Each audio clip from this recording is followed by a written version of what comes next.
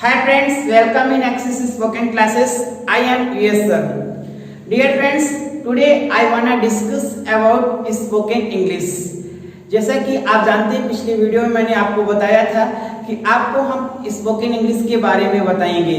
तो आज हम देखेंगे स्पोकन इंग्लिश का सिलेबस क्या होता है और उस पर हम डिस्कस करेंगे स्पोकन इंग्लिश सीखने के लिए सबसे पहले हमें क्या क्या सीखना जरूरी है। और आज हम उसी चीज के बारे में आपको यहाँ पे बताएंगे। आप देखेंगे कि स्पोकन इंग्लिश के सीखने के लिए कौन कौन से कंपोनेंट्स अति आवश्यक हैं। तो चलिए हम देखते हैं कि स्पोकन इंग्लिश का सिलेबस क्या होता है। तो डियर फ्रेंड्स, यहाँ पे देखेंगे जैसा कि लिखा हुआ है सिलेबस ऑफ स्पोकन इंग्लिश। अब स्पोकन इंग्लिश सीखने के लिए हमें दो तरीके से सीखना है, एक बेसिक स्पोकन इंग्लिश होता है और एक एडवांस स्पोकन इंग्लिश होता है। तो बेसिक स्पोकन इंग्लिश में हमें क्या क्या सीखना है और एडवांस स्पोकन इंग्लिश में क्या क्या सीखना है, दोनों का सिलेबस अलग अलग हम आपको बताएंगे। ध्यान पूर्वक आप देखेंगे बेसिक स्पोकन इंग्लिश का सिलेबस क्या है।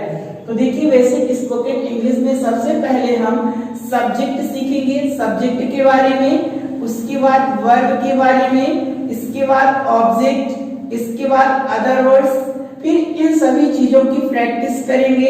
इसके बाद प्रेजेंटेशन के बारे में सीखेंगे, डेली यूजेस वर्ड सीखेंगे और सम इंपॉर्टेंट यूजेस। तो डियर फ्रेंड्स, इन सारी चीजों को सीखने के बाद हम बेसिक स्पोकन इंग्लिश बोलने लगेंगे। डेली जो हम दिनचर्या में अपनी बात करते हैं उसके बारे में हम डिस्कस करने लगेंगे। इसके बाद होता है advance spoken English. Advance spoken English में हमें क्या क्या अति आवश्यक है देखेंगे। एडवांस स्पोकन इंग्लिश में सबसे पहले टेंस, इसके बाद वॉइस, फिर preposition, article, group discussion, debate, picture talk, table talk, conversation, interview. इन सारी चीजों के बारे में हम जब सीख लेंगे तब हमारी इंग्लिश क्या कहलाएगी, एडवांस स्पोकन इंग्लिश कहलाएगी। तो चलिए हम एक एक करके डिस्कस करते हैं। यहाँ पे सबसे पहले बेसिक स्पोकन इंग्लिश में जो हमारा टॉपिक है सब्जेक्ट। तो आज हम सीखेंगे सब्जेक्ट क्या होता है। देखते रहिएगा सब्जेक्ट के बारे में। आप देखेंगे कि सब्जेक्ट क्या होता है और सब्जेक्ट कैसे पहचानेंगे। सब्जेक्ट का मतलब जैसे कि आप जानते हैं सब्जेक्ट का मतलब इंग्लिश ग्रामर में क्या होता है, कर्ता। इसका मतलब नहीं कि कर्ता बस ही होता है, ठीक है ना। हम देखेंगे subject he see it any name I will they नहीं। सेंटेंस में सब्जेक्ट क्या होता है इसको कैसे पहचानेंगे आप एक सेंटेंस के माध्यम से देखेंगे। यहाँ पे एक एग्जांपल हम लेते हैं, जैसे लिखा हुआ है ही राइट्स अ लेटर, और पत्र लिखता है। तो डियर फ्रेंड्स, सब्जेक्ट क्या होता है, सेंटेंस में जिसके द्वारा कार्य किया जाए वही क्या कहलाता है, सेंटेंस का सब्जेक्ट कहलाता है। वह नाउन भी हो सकता है और प्रोनाउन भी हो सकता है। तो यानी कि कहने का मीन्स यही है, सब्जेक्ट हमें सबसे जानने के लिए सबसे पहले में नाउन को जानना की आवश्यक है। यदि हम नाउन पहचानेंगे तभी हम सब्जेक्ट को पहचान पाएंगे, अदरवाइज नहीं। तो चलिए देखते हैं सेंटेंस में सब्जेक्ट क्या है। देखेंगे सेंटेंस में सब्जेक्ट क्या है, हम यहाँ पे फाइंड आउट करेंगे। तो ही राइट्स अ लेटर, हमारा सेंटेंस है ही राइट्स अ लेटर, वह पत्र लिखता है। तो डियर फ्रेंड्स, यहाँ पे देखना है कि इस सेंटेंस में जो कार्य है वो किसके द्वारा किया जा रहा है और कार्य करने वाला है कौन। तो देखिए यहाँ पे जो पत्र लिखा जा रहा है वो किसके द्वारा लिखा जा रहा है, ही का मतलब क्या होता है, वर्क। मतलब यहाँ पे जो वर्क कर रहा है वो क्या है, सब्जेक्ट हमारा ही के द्वारा वर्क किया जा रहा है, इसलिए हम इसे कह सकते हैं कि क्या है, सब्जेक्ट। तो डियर फ्रेंड्स, ऐसा लगता है कि आप सब्जेक्ट सीख चुके होंगे और सब्जेक्ट के बारे में जान गए होंगे। चलिए हम आपको आगे की कड़ी बताते हैं। अगली कड़ी में आपको हम बताएंगे वर्ब क्या होता है। वर्ब मतलब होता है क्रिया, एक्शन, किसी कार्य का होना ही क्या कहलाता है, वर्ब कहलाता है। तो सेंटेंस में कैसे पहचानेंगे कि वर्ब कौन सी है। तो चलिए देखते हैं सेंटेंस में सब्जेक्ट के द्वारा जो कार्य किया जाए, सेंटेंस में सब्जेक्ट के द्वारा जो कार्य किया जाता है उसे क्या कहते हैं, वर्ब्स कहते हैं या क्रिया कहते हैं। तो आप वर्ब्स की भी पहचान कर सकते हैं। पहले देखेंगे सब्जेक्ट क्या है, सब्जेक्ट के द्वारा जो वर्ब किया जा रहा है वही आपकी क्या कहलाएगी, क्रिया कहलाएगी। इसके बाद आप देखेंगे ऑब्जेक्ट क्या होता है। ऑब्जेक्ट देखेंगे इन दोनों को मिला करके सब्जेक्ट के द्वारा कार्य करने पर जो चीज प्राप्त होती है वही सेंटेंस का ऑब्जेक्ट कहलाता है।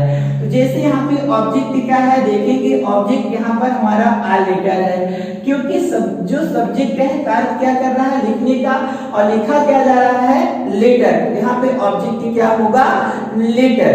तो आप देख चुके हैं कि सब्जेक्ट वर्ब और ऑब्जेक्ट क्या होता है। इसके बाद क्वेश्चन है अदर वर्ड्स। सेंटेंस में सब्जेक्ट वर्ब और ऑब्जेक्ट को छोड़ करके जो भी चीज यूज की जाती है उसे अदर वर्ड्स कहा जाता है, या सेंटेंस का उसे कॉम्प्लीमेंट कहा जाता है। तो ऐसा लगता है कि आप सब्जेक्ट वर्ब और ऑब्जेक्ट के बारे में सीख चुके होंगे।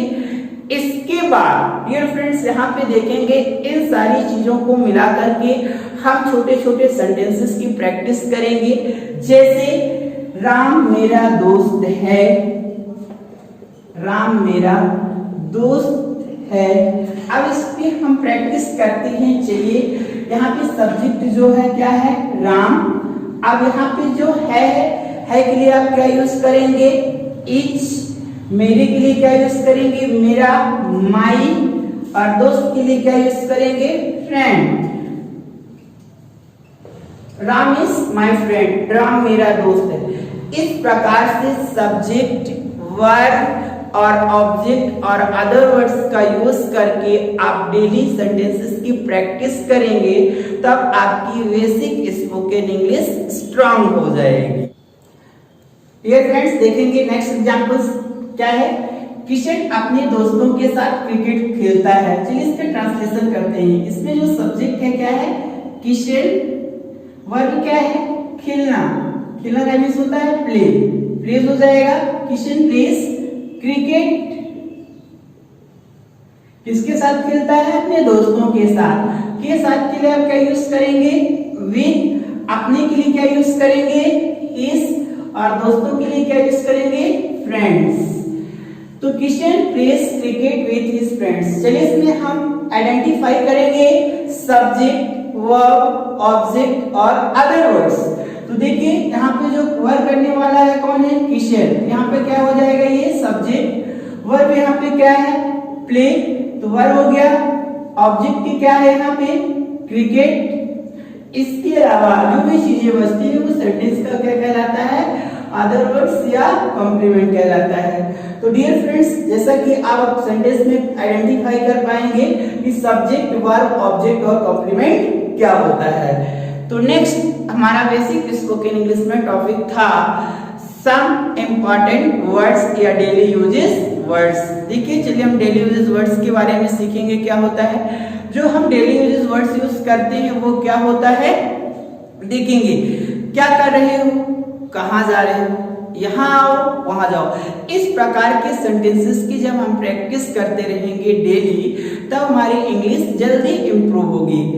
इसके बाद बेसिक स्पोकन इंग्लिश में हमारा टॉपिक है प्रेजेंटेशन। प्रेजेंटेशन का मतलब होता है एक टॉपिक, किसी एक स्पेशल टॉपिक पर हमें अपना प्रेजेंटेशन देना है। जैसे हम स्कूल पे या कोचिंग पे देते हैं। जैसे आज का हमारा प्रेजेंटेशन के लिए टॉपिक है इंपॉर्टेंस ऑफ इंग्लिश, अंग्रेजी का महत्व। अंग्रेजी का महत्व क्या है, अंग्रेजी हमारे लिए क्यों इंपॉर्टेंट है, क्या हमें सीखना जरूरी है तो क्यों है, इसके बारे में आज हम प्रेजेंटेशन तैयार कर लेंगे और कल हम एक प्रेजेंटेशन के बारे में आपको बताएंगे। नेक्स्ट हमारा टॉपिक इसी में है डेली यूजेस के बाद सम इम्पोर्टेंट यूजेस। कुछ हम महत्वपूर्ण यूजेस के बारे में सीखेंगे। जैसे आप सीखते हैं किसी हिंदी वाक्यों के लास्ट में आ गया ना पड़ेगा, वाला है, वाली है, ऐसे प्रकार के सेंटेंसेस को बोलने के लिए हमें यूजेस की आवश्यकता होती है। इन यूजेस को सीख करके हम एक अच्छी इंग्लिश बोल सकते हैं। तो डियर फ्रेंड्स आप देखेंगे इन सारी चीजों के बाद हमें स्किल कैसे करना है और कम्युनिकेशन कैसे करना है, वो 3 चीजें क्या आवश्यक हैं यहाँ पे आपको हम शॉर्टकट में बताएंगे। देखिए क्या होता है एल, आर और S. L stand for listen, R stand for repeat, S stand for speak. English बोलने के लिए सबसे पहले हमें क्या आवश्यक होता है? लिसन। किसी की बातों को ध्यानपूर्वक सुनना। इसके बाद उसी बातों को क्या करना होता है? हमें रिपीट करना होता है। जब हम किसी की बात को सुनकर के रिपीट करेंगे, रिपीट करने के बाद हमें क्या करना है? स्पीक करना है, यानी बोलना है। तब हम अपनी इंग्लिश को इम्प्रूव कर पाएंगे, अदरवाइज नहीं। तो डियर फ्रेंड्स, आपको ध्यान रखना है किस पर आपको विशेष देना है? LRS पे, ठीक है ना? लिसन, रिपीट और स्पीक। किसी को बातों को पहले सुनिए, रिपीट करिए, फिर बोलिए। इसके बाद आप देखिए आपकी इंग्लिश कितनी अच्छी हो जाएगी। Thanks for watching my videos.